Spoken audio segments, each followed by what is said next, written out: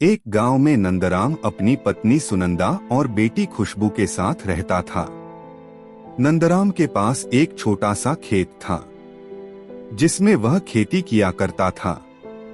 पास ही में उन्होंने एक झांपड़ी बना रखी थी जिसमें वे सब रहते थे।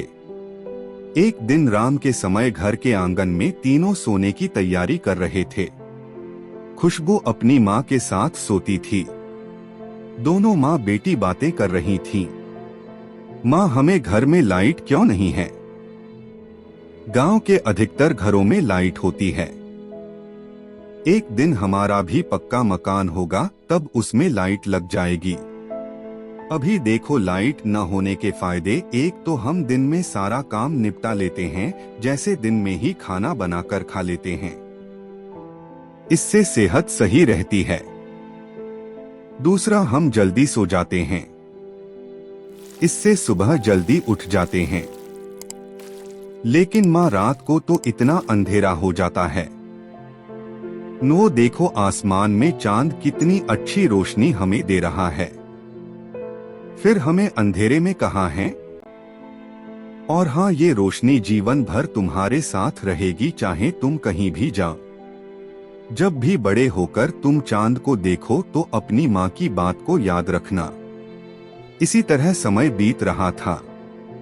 एक दिन खुशबू की माँ सुनंदा की तबीयत ज्यादा खराब हो जाती है।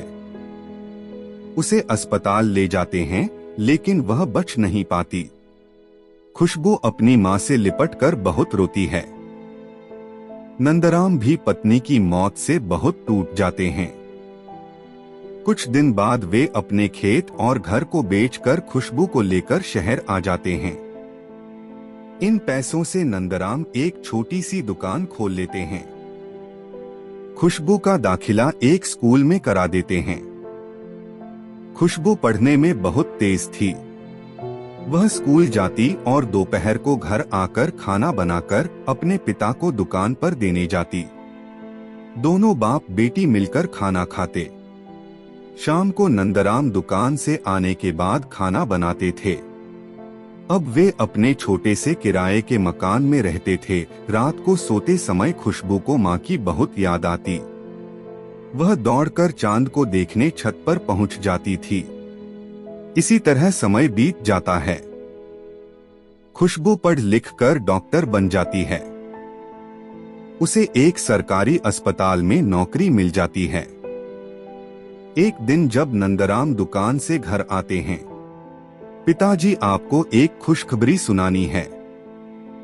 मेरा तबादला हमारे गांव में हो गया है। अब हम अपने गांव चलते हैं। लेकिन बेटी, वहां अब क्या रखा है? वैसे भी मेरा मन वहां जाने का बिल्कुल नहीं है। तेरी माँ के मरने के बाद मेरा वहां मन नहीं लगा, इसलिए मैं यहाँ चला आया। पिताजी, मुझे माँ की बहुत याद आती है। चलो न वहाँ जाकर अपना घर देखते हैं, क्या पता वह हमें वापस मिल जाए, मैं उसे खरीद लूंगी। माँ की यादें जुड़ी हैं उस घर से। बेटी, यहाँ दुकान का क्या होगा? पिताजी, अब आप आराम कीजिए, बहुत मेहनत कर चुके। आप इस दुकान को बेचकर गांव में एक खेत खरीद लेंगे और मजदूरों से उस पर काम करवाएंगे। कुछ दिन बाद दोनों बाप बेटी गांव पहुंच जाते हैं।